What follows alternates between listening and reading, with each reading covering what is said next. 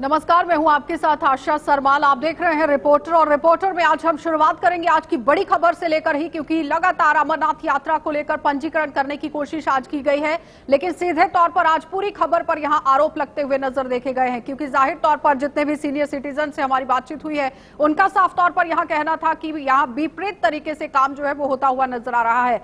Punjab national bank के अंदर यहां पंजीकरण करने की बात कही गई थी, लेकिन सुबह 10 बजे से पहले ही पूरे फॉर्म जो हैं वो वितरित कर दिए जाते हैं और उसके बाद कह दिया जाता है कि बैंक बंद हो गया है और अब पंजीकरण नहीं हो सकता है। यानी ये बहुत बड़ा एक सवालिया निशान बनता हुआ नजर आ रहा है कि अगर अमरनाथ यात्रा शुरू की जा रही है तो पंजीकरण समय पर क्यों नहीं किया जा रहा, और यहां पर सिफारिश को लेकर भी आरोप जो है वो लगते हुए नजर आ रहे हैं। सीधा रुख करेंगे, इस वक्त हमारे संवाददाता अनिल हमारे साथ ग्राउंड से जुड़ चुके हैं। अनिल, आपसे जानना चाहूंगी कि जिस तरह से आप देखिए कि अमरनाथ यात्रा की पंजीकरण को लेकर एक बहुत बड़ा आरोप आज देखा गया है, लेकिन उससे पहले जरा दिखा देते अपने लोगों को कि श्रद्धालुओं का क्या कुछ कहना था, जो लोग अमरनाथ यात्रा पर जाने वाले हैं और पंजीकरण कराने के लिए बैंक के अंदर पहुंचे थे। जरा उस महिला और उस पुरुष की मुंह जुबानी सुन लेते हैं, उनका क्या कुछ कहना है। नहीं दे रहे हैं, लोगों को मिसगाइड बड़ा कर रहे हैं। प्रॉपर कुछ इन्फॉर्मेशन हो ना, अलग से काउंटर होना चाहिए अमरनाथ यात्रियों के लिए। उनको पूरी प्रॉपरली गाइडलाइन करें कि ऐसे करना है, ऐसे करना है। अब जो बाहर से आते हैं यात्री, उनको कैसे पता चलेगा? अंदर से ही इन्होंने गेम चलाई हुई है। 9 साढ़े 9 के अंदर से ही फॉर्म इन्होंने अपने अपने बंदों को दे दिए हैं। यानी कि एक सिफारिश चाहिए, आम बंदे की कोई बुकत नहीं। अभी जाने नहीं दे रहे, बात ही नहीं करने दे रहे, कह रहे बंद हो गया सारा। कैसे हो गया बंद? अभी 10 बजे तो बैंक खुलते हैं, उससे पहले इन्होंने अपने फॉर्म डिस्ट्रीब्यूट कर दिए हैं। कैसे कर दिए ये सर? इस बार अमरनाथ यात्रा का इन्होंने जो सिस्टम रखा है वो तो हमें पसंद नहीं। हमें पता नहीं चल रहा कि रजिस्ट्रेशन फॉर्म कैसे मिलेंगे, कहाँ से मिलेंगे, अभी तक कुछ कंफर्म नहीं हो पा रहा। सुबह 9:30 बजे तक इन्होंने बालटाल साइड के सारे फॉर्म अपने बंदों को दे दिए हुए थे। जो बाहर से मेडिकल कल करवा के पूरा दिन यहाँ तक पहुँचे, उनको कोई फॉर्म नहीं मिला। 9:30 बजे इन्होंने पहले बालटाल के फॉर्म दे दिए हुए। अभी तक ये नहीं पता कि उन्होंने दिन में कितने देने हैं। पहले 75 देते थे, आज सुनने में आ रहा है कि 15 दे रहे हैं एक दिन में। हमारे साथ ऐसा कोई इंसिडेंट नहीं हो जहां हमें ब्लेम किया जाए कि वी हैव लीक दोस यात्री permits, and that's not practical, because ये ऐसी यात्रा है जिसके लिए लोगों की भावनाएं जुड़ी हुई हैं। तो आई डोंट फील कि ऐसा कुछ होगा। मैं चाहूँगा कि ऐसी नोटिस हमारी जल्दी से जल्दी लाई जाए, बट ऐसा कोई भी नहीं है पॉसिबल ऑल ओवर इंडिया में। चलिए, तो अब रुक कर लेते हैं अनिल के पास। अनिल, जिस तरह से आपने देखा कि एक आरोप जो है वो अमरनाथ यात्रा पर लगता हुआ नजर आ रहा है, कितनी सच्चाई है वहां? जी, मैं आपको बताते चलिए, जिस तरह से सवालिया निशान खड़ा होता नजर आ रहा है, कहीं ना कहीं काफ़ी हैरान करने वाली बात है कि बैंक वालों का इस तरह से कहना कि बैंक बंद कर देना, कहीं ना कहीं जिस तरह से आशा जी एक सवाल खड़ा होता है कि आज जिस तरह से 15 लोगों का पंजीकरण किया गया है, कहीं ना कहीं इसमें काफ़ी बड़ा सवाल खड़ा होता है, आखिर 15 लोगों का है क्यों? आखिर इससे ज़्यादा का लोग भी कर सकते थे, और ये सवालिया निशान खड़ा होता है। पीएनबी बैंक की अगर हम बात करें तो ये बड़ा सवाल जो है अब खड़ा हो रहा है, और कहीं ना कहीं ये भी आरोप लगाए जा रहे हैं कि जिस तरह से उन्होंने कहा कि साफ तौर पर जो है अब बैंक बंद हो चुका है, मगर उसके बावजूद अगर हम देखें तो अभी भी जो है बैंक खुला है और पूर्ण रूप से जो है। कितना समय निर्धारित किया गया था पंजीकरण को लेकर? जी, कितने बजे से लेकर कितने बजे तक का समय रखा गया था? जी, मैं आपको बता दूं कि सुबह 10 बजे से लेकर 3 बजे का वक्त दिया गया था, मगर उस बीच जब खबर आती है कि 15 लोगों के पंजीकरण भरने के बाद वो साफ तौर पर कह देते हैं कि इस बैंक को जो है बंद कर दिया गया है। मगर अगर अभी की बात करें तो बैंक अभी भी पूर्ण रूप से जो है सुचारू रूप से जो है वो चालू है, वो चल रहा है। मगर अभी ये बड़ा सवाल खड़ा होता है कि आखिर इस तरह से कहना सवालिया निशान खड़ा होता है बैंक पर, और जिस तरह से आरोप लगाए जा रहे हैं स्थानीय लोगों द्वारा। लेकिन अनिल, यहाँ पर बड़ी बात ये भी थी कि आज पहला ही दिन था और पहले दिन ही इस तरह से अगर आरोप लग रहे हैं कि सिफारिश से सारा काम हो रहा है, तो प्रशासन को इस पर संजीदगी बरतने की जरूरत थी। क्या कुछ कार्रवाई अभी तक की गई? जी आशा जी, अभी देखने वाला समाज ये है कि क्योंकि खासकर अभी तक जो अगर हम बात करें प्रशासन की तरफ से अगर हम बात करें तो ऐसा कुछ भी देखने को नहीं मिल रहा है, और ना ही कोई उस पर जो है कार्रवाई देखने को मिली है। अगर प्रशासन जो है अभी भी कोताही जो है वो बरतता हुआ नजर आ रहा है, और पहला दिन था, पहला पंजीकरण का दिन था, मगर अभी तक जो है प्रशासन की तरफ से जो है कोई भी कार्रवाई देखने को नहीं मिली है। चलिए अनिल, बहुत बहुत धन्यवाद जुड़ने के लिए। तो फिलहाल आपने देखा कि अनिल हमारे संवाददाता ग्राउंड से हमारे साथ जुड़े हुए थे, जो हमें पूरी जानकारी दे रहे हैं कि किस तरह से सूरत हाल वहां पर बनते हुए नजर आ रहे हैं। लेकिन बहुत बड़ी बात यहां पर यह है कि पहले दिन ही अमरनाथ यात्रा पर अगर सवालिया निशान लगते हैं तो जाहिर तौर पर इस पर प्रशासन को कार्रवाई करने की जरूरत थी कि आखिर पीएनबी बैंक के अंदर ऐसा क्या घट रहा है, क्यों वहां पर सिफारिश के आरोप जो है वो लगते हुए नजर आ रहे हैं।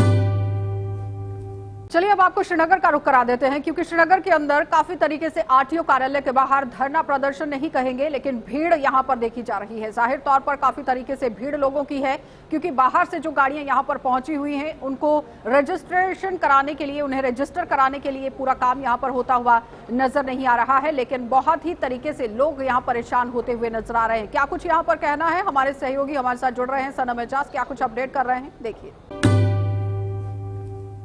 सरकार का फैसला और अवाम में उस पर रद्द-ए-अमल बराबर पहले दिन से देखने को मिला है और सरकार के सर्कुलर के बाहर की जो गाड़ियां हैं उनकी कश्मीर में री रजिस्ट्रेशन करानी पड़ेगी, उस पर अवाम में गम गुस्सा है। हर गली नुक्कड़ पे सवाल उठाया जाता है और यही सवाल लेके आज पीडीपी भी श्रीनगर में मोर्चा निकालने के लिए तैयार बैठी थी। श्रीनगर में पीडीपी हेडक्वार्टर पर आज नारेबाजी भी हुई, सरकार को फैसला लेने का जोर भी दिया गया और सरकार को यह भी बताने की कोशिश की गई कि जानबूझ के उठाया गया या लिया गया ये फैसला कहीं न कहीं मेंटल डिप्रेशन में कश्मीरियों को डालने के बराबर है।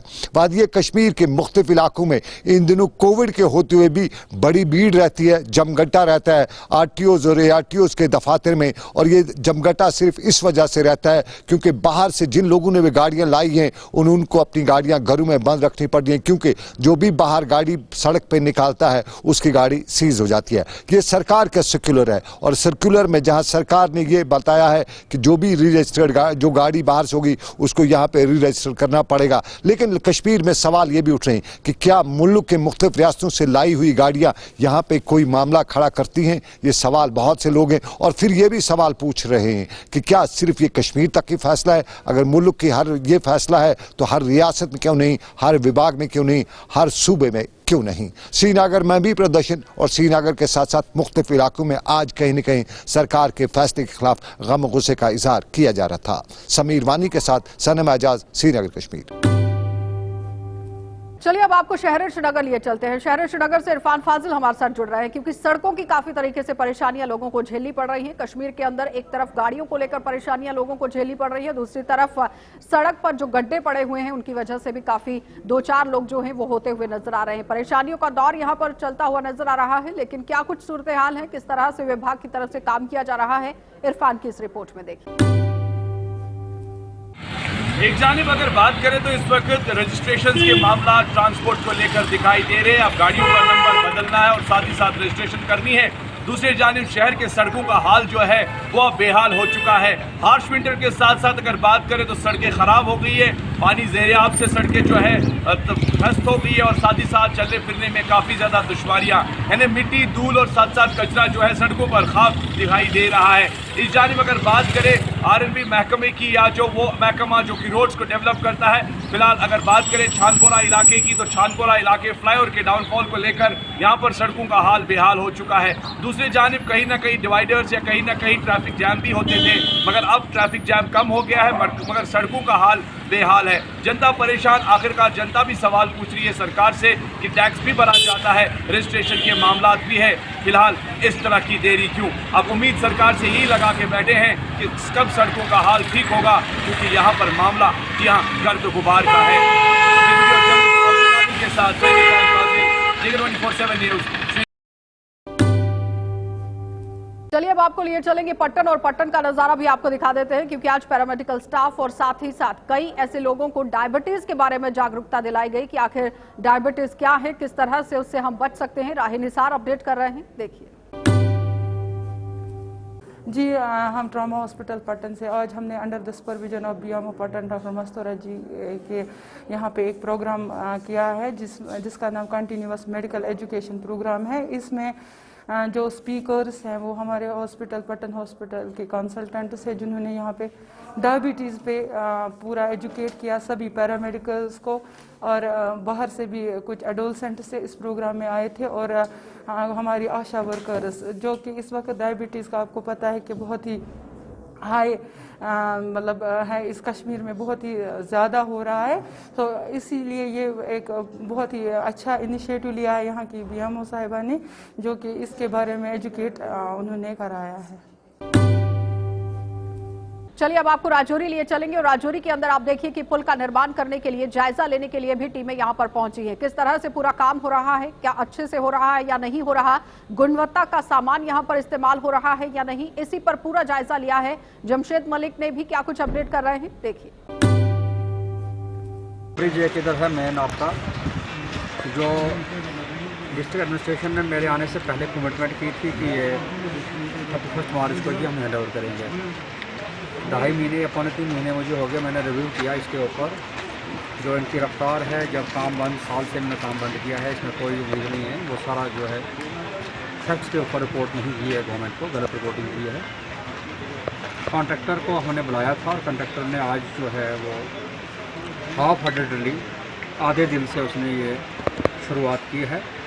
हमारे इंस्ट्रक्शन दे दी हैं कि कल तक आप पूरी तरीके से स्पीड अप और काम नहीं हुआ तो हम कॉन्ट्रैक्टर के खिलाफ बड़ी सख्ती से कार्रवाई करेंगे। और एजेंसी के ऊपर भी करूँगा मैं, जो एग्जीक्यूटिंग एजेंसी है इनके ऊपर भी मैं कानूनी कार्रवाई करूँगा।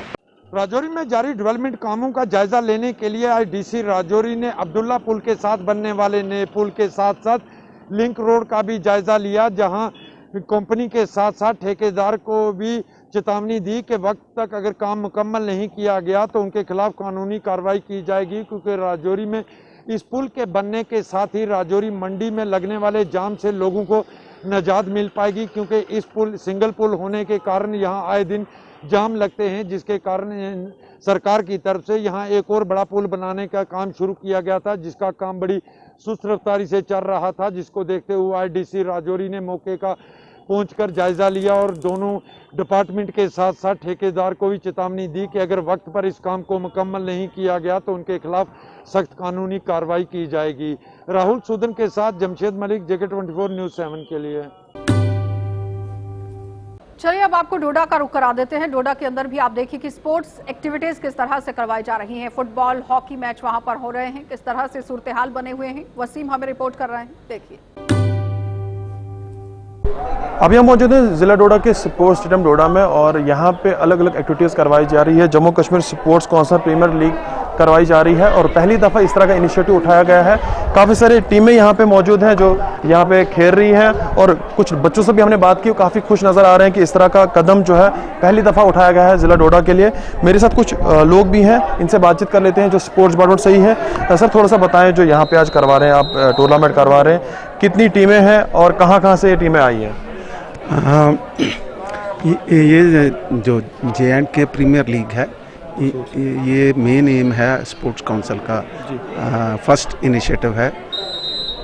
इसमें क्या है कि जो जितने भी डिस्ट्रिक्ट हैं ग्रास रूट लेवल पे उनको स्पोर्ट्स को इम्प्रूव कर, जिनमें से हमारे पास 4 गेम हैं, जिसमें फुटबॉल है, हॉकी है, कबड्डी और वॉलीबॉल है। तो सर ये मुझे बताएं किस एज तक आप इन बच्चों को खिला रहे हैं यहाँ पे?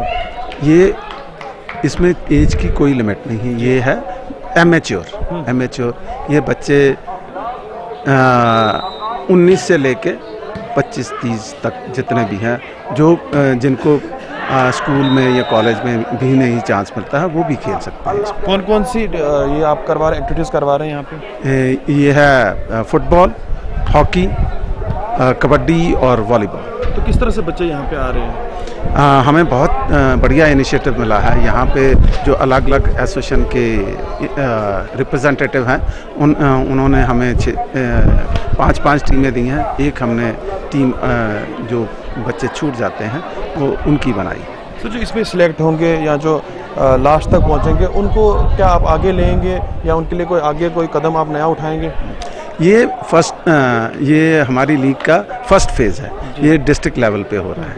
इसमें जो टीम फर्स्ट आएगी, ये लीग मैच है, हर टीम के साथ खेलेंगे, कोई भी हारी हुई टीम बाहर नहीं जाएगी, इसलिए इसमें सबको मौका मिलेगा। इसमें जो टीम टॉप पे आएगी वो जम्मू जाएगी रीजनल खेलने के लिए। सर कितने दिन ये टूर्नामेंट आपका यहाँ पे होगा? ये हमने आज से लेके 6 तारीख तक रखा है। इसमें से एक वेन्यू हमारा भदरवा है, फुटबॉल वहाँ पे होगा भदरवा में। सर यूथ को क्या मैसेज देंगे? यूथ हम देखते हैं कि काफ़ी सारे बच्चे जो है स्पोर्ट्स की तरफ बहुत कम ध्यान देते हैं और गलत दिशाओं पे यूथ चलती है, क्या मैसेज होगा आपका उन सब लोगों को? ये हमारी यूटी गवर्नमेंट का और जे.एंड.के स्पोर्ट्स काउंसिल का इसीलिए ये इनिशिएटिव है कि बच्चों को स्पोर्ट्स में आना चाहिए, जिससे अगर बच्चा स्पोर्ट्स में आएगा तो वो अपने आप ही दूसरी चीज़ों में, ड्रग्स में, क्राइम में कम होगा। हम उनसे कहते हैं कि आप स्पोर्ट्स खेलो, फिटनेस करो, कुछ भी करो, ग्राउंड में आओ, जिससे जो इनकी दूसरी एक्टिविटी है वो अपने आप। तो स्पोर्ट्स काउंसिल की तरफ से क्या इसके अलावा भी कोई एक्टिविटीज़ करवाई जाएगी? जिस तरह से हम देख रहे हैं चिनाब खित्ते के बच्चे काफ़ी ज़्यादा टैलेंटेड हैं, क्या बाकी सारे इलाके जो हमारे हैं, जो किश्तवाड़ डिस्ट्रिक्ट है या डोडा डिस्ट्रिक्ट है या भद्रवाह जो डोडा के साथ ही जुड़ता है, वहाँ पे भी इस तरह की आप सारी एक्टिविटीज़ करवाएंगे? हाँ, किश्तवाड़ में कंटिन्यू वहाँ भी चल रहा है। 2 दिन हो गए हैं, आज तीसरा दिन है, वहाँ पे चल रहा है। वहाँ पे भी हमारे डिपार्टमेंट का रिप्रेजेंटेटिव है, वो जो दूसरी डिस्ट्रिक्ट है जी, उसमें वो कंटिन्यू करवा रहे हैं। यही 3 गेम और चल रहे हैं। इसमें एक चीज़ और है कि ये लीग इसलिए करवाई जा रही है कि जो प्राइवेट प्लेयर्स हैं, प्राइवेट प्लेयर्स मींस कि जो फाइनेंस वो फाइनेंस करें यहाँ की अपनी डिस्ट्रिक्ट की टीम को, उसके मैनेजर बने, उसके ओनर बने। ये बेसिक इनिशिएटिव इसलिए है कि जो लोग स्पोर्ट्स में बच्चों के लिए कुछ करना चाहते हैं, वो एक टीम के ओनर बन जाए, वो एक टीम को अपनाए। अपनाने से क्या है कि जो बच्चे अच्छे हैं, कुछ जिनके पास रिसोर्सेज नहीं हैं, वो उन रिसोर्सेज से यूज़ कर सकते हैं जो प्राइवेट प्लेयर्स हैं। हम चाहते हैं कि यहाँ के प्राइवेट प्लेयर आएँ, वो इन टीमों को अपने गोद में लें, उनको फाइनेंस करें, उनको प्यार दें अपना, और ये टीमें आगे जाएं। हमें मालूम है यहाँ के पहाड़ी लोग बहुत अच्छे हैं और बहुत मेहनती हैं। इनकी मेहनत जो है वो एक चैनलाइज आ जाए। हम उन लोगों को कहते हैं वो आएँ और इनको अपनाएं। उसके साथ ही आपको लिए चलेंगे जिला किश्तवाड़, और किश्तवाड़ के अंदर आप देखिए कि बड़ा जखीरा जो है वो ड्रग्स का भी यहाँ पर पकड़ा गया है। किश्तवाड़ पुलिस को एक बड़ी सफलता हाथ लगती हुई नजर आ रही है रिगार्डिंग ड्रग्स यूज की। तो इसी असमे में हमने एक रिलायबल इंफॉर्मेशन मिली हुई थी आज हमें कि एक बंदा है जिसका नाम मुश्ताक अहमद सन ऑफ वली मोहम्मद शेख आरोमा था, उसके पास कुछ ड्रग्स की कंसाइनमेंट पड़ी है। तो इमीडिएट हमने एक टीम बनाई। टीम को लीड कर रहे थे हमारे SHO आबिद बुखारी साहब, और हमने रेड की in the presence of a magistrate, और उससे काफ़ी ज़्यादा मात्रा में हमने ड्रग्स, उससे चरस और प्लस अपनी शराब जो है उससे बरामद की है। बेसिकली इस बंदे की पहले भी काफ़ी सारे FIR यहाँ पे दर्ज हैं और अभी भी कंप्लेंट्स इसके रिगार्डिंग हमें आ रही थी लगातार। तो हम ये चाहते थे कि इसको कहीं ना कहीं एप्रीहेंड कर सके, ताकि ये जो ड्रग्स एब्यूज़ यहाँ पे चल रहा है उसको कंट्रोल कर सके। सर, इसमें अप्रॉक्सीमेट 66 के करीब जो है हमें 1/4 जो क्वार्टर्स हैं वो हमें मौके से अल्कोहल के मिले हुए हैं, और प्लस कोई अप्रॉक्सीमेट 350 ग्राम के करीब जो है हमें चरस की रिकवरी हुई है।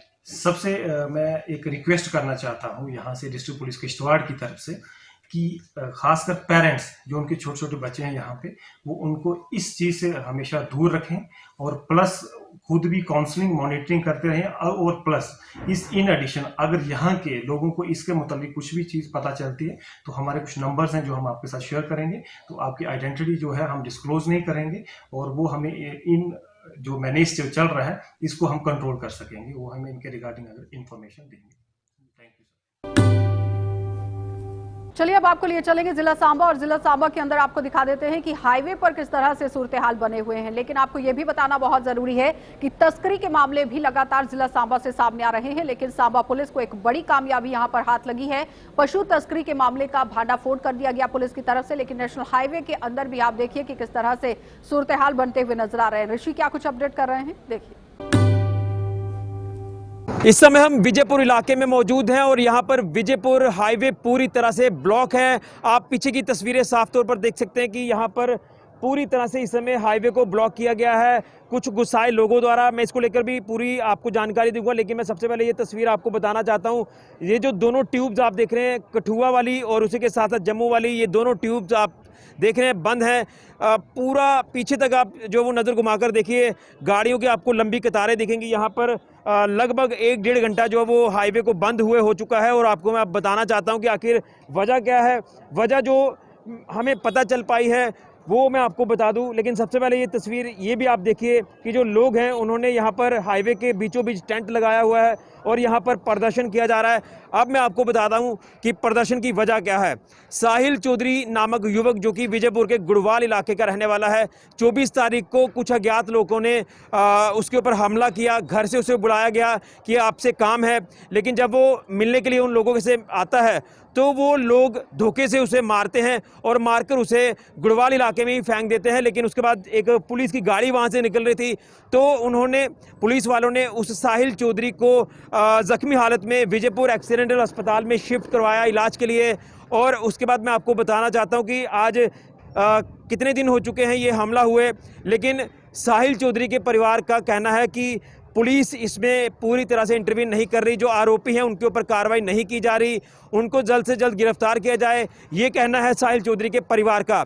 लेकिन जिस तरह से साहिल चौधरी इंजर्ड है, वो विजयपुर अस्पताल में भर्ती था, तो उनके जो पिताजी हैं उनके पिताजी साहिल चौधरी से मिलने आते थे, रोज़ खाना लेकर आते थे, चाय लेकर आते थे, अपनी ड्यूटी वो निभाते थे अपने बेटे के लिए। और ये भी वो मन ही मन ये सोच रहे थे कि उनको इंसाफ मिलेगा, लेकिन इंसाफ नहीं मिल पा रहा था। उन्हें शायद परेशानी भी एक चल रही थी, वो शायद टेंशन ले रहे थे, डिप्रेशन में वो जा रहे थे और कहीं ना कहीं उनको जो ज़्यादा टेंशन थी वो काफ़ी ज़्यादा एक परेशानी का सबब बन गई। और अब मैं आपको बता दूं कि जो साहिल चौधरी जी के पिताजी थे उनकी भी सड़क हादसे में मृत्यु हो जाती है। यानी साहिल चौधरी के परिवार को जो वो दोहरा यहाँ पर झटका लगा है। एक तो साहिल चौधरी इंजर्ड है और उसी के साथ साथ जो पिताजी हैं उनकी डेथ हो गई है। और ये भी हमें पता चला कि शायद जो टेंशन चल रही थी और टेंशन के कारण वो अपना गाड़ी चलाते समय संतुलन खो बैठे और वो गिर गए नीचे और उनकी सड़क हादसे में मृत्यु हो गई। और अब परिवार वालों ने जो साहिल चौधरी के पिताजी हैं उनकी डेड बॉडी आज विजयपुर में यहाँ पर हाईवे पर रखी हुई है। और परिवार का साफ तौर पर कहना है कि ये डेड बॉडी तब तक हम यहाँ पर रखेंगे जब तक इसमें आला अधिकारी जो वो इंटरव्यू नहीं करते, डीसी सांबा जब तक नहीं आती या एसएसपी सांबा नहीं आते। यहाँ पुलिस के आला अधिकारी भी पहुँचे हुए हैं, वो स्थिति को संभालने का प्रयास कर रहे हैं, लेकिन ऐसा लगता है कि यहाँ पर स्थिति जो वो तनावपूर्ण हो सकती है, क्योंकि कहीं ना कहीं परिवार का एक ही आरोप है, जो आरोपी हैं उन्हें जल्द से जल्द उनके ऊपर कड़ी कार्रवाई की जाए। हालांकि पुलिस का कहना है कि उन आरोपियों को गिरफ्तार कर लिया जा चुका है, लेकिन कहीं ना कहीं परिवार का ये कहना है कि जो आरोपी हैं वो परिवार को भी मारने की धमकी दे रहे हैं। अब जिस तरह से ये दो यहाँ पर आप देख सकते हैं कि एक तो साहिल चौधरी जी के पिताजी की मृत्यु हुई है सड़क हादसे में, दूसरा साहिल चौधरी भी इंजर्ड है, तो कहीं ना कहीं परिवार पर दोहरा संकट आया है। और अब परिवार यहाँ पर आप देख सकते हैं कि जो परिवारजन हैं, जो उनके रिलेटिव्स हैं, वो सारे यहाँ पर हाईवे को इस समय बंद कर बैठे हुए हैं और यहाँ पर हालात बिगड़ सकते हैं। लेकिन परिवार का कहना है कि उन्हें जल्द से जल्द इंसाफ मिले और जो साहिल चौधरी को मारने वाले लोग हैं, जो अज्ञात लोग हैं, उनकी जल्द से जल्द जो वो शिनाख्त की जाए और उन्हें सलाखों के पीछे रखा जाए। पुलिस का कहना है कि वो गिरफ्तार हैं, लेकिन ये कहना है परिवार का कि उनके ऊपर कार्रवाई जो वो सख्त नहीं की जा रही।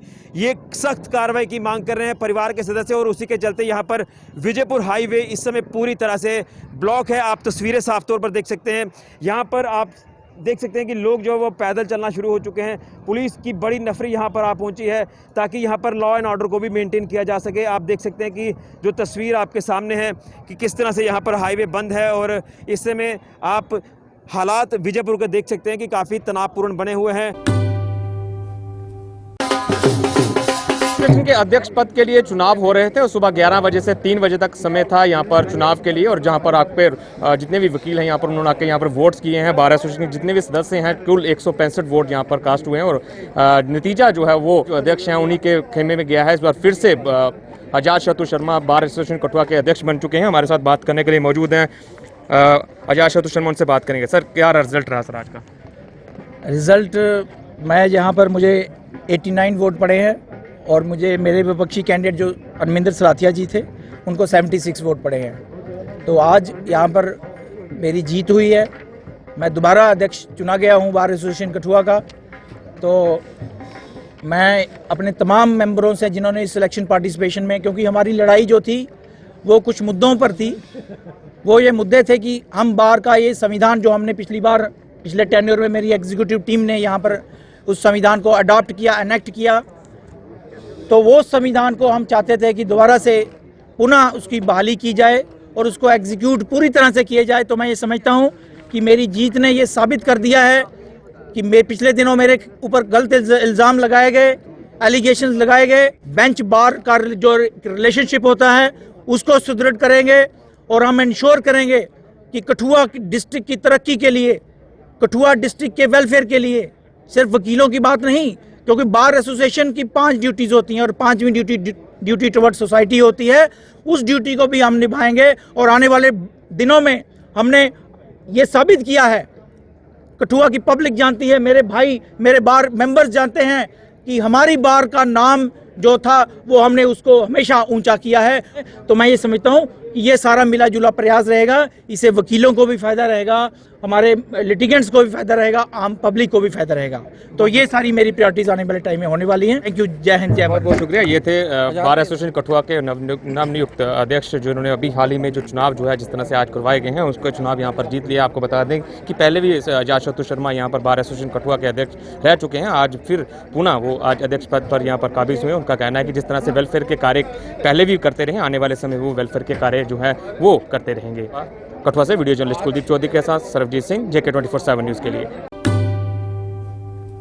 चलिए, तो आपने देखा कि जम्मू कश्मीर में किस तरह से सूरत हाल जो है वो बनते हुए नजर आ रहे हैं। एक तरफ आपने देखा कि अमरनाथ यात्रा पर पूरी तरह से सवालिया निशान लगता हुआ नजर आ रहा है। पहलगाम के रूट से ही यहाँ पर पंजीकरण कराने के लिए महिला पहुंची हुई थी, पुरुष भी पहुंचे हुए थे। यानी हम ये कह सकते हैं कि बुजुर्ग जो लोग हैं वो अपना पंजीकरण कराने के लिए PNB बैंक का दौरा करते हैं, लेकिन महज PNB बैंक के अंदर 10 बजे ही ये बोल दिया जाता है कि पंजीकरण जो है वो बंद हो चुका है और फॉर्म सब लग चुके हैं। यानी ये कह सकते हैं कि एक तरफ जिस तरह से आरोप लगाए जा रहे हैं कि सिफारिश से सारा काम होता हुआ नजर आ रहा है, तो इस पर बहुत ही जल्द कार्रवाई करने की जरूरत थी प्रशासन को, लेकिन अभी तक कोई भी कार्रवाई देखी नहीं गई है, कोई भी कार्रवाई अमल में नहीं लाई गई है, इस तरह से हमारे संवाददाता का कहना था।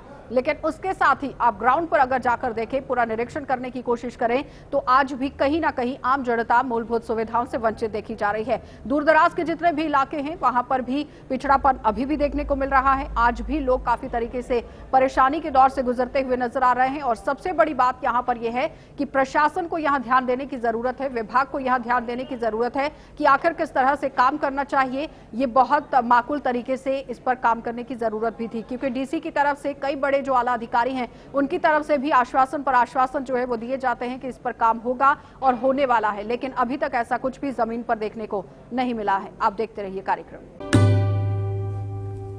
खबरों से अपडेट रहने के लिए JK 24/7 न्यूज़ के YouTube चैनल को आज ही सब्सक्राइब करें और हमारे Facebook पेज को भी अभी फॉलो करें।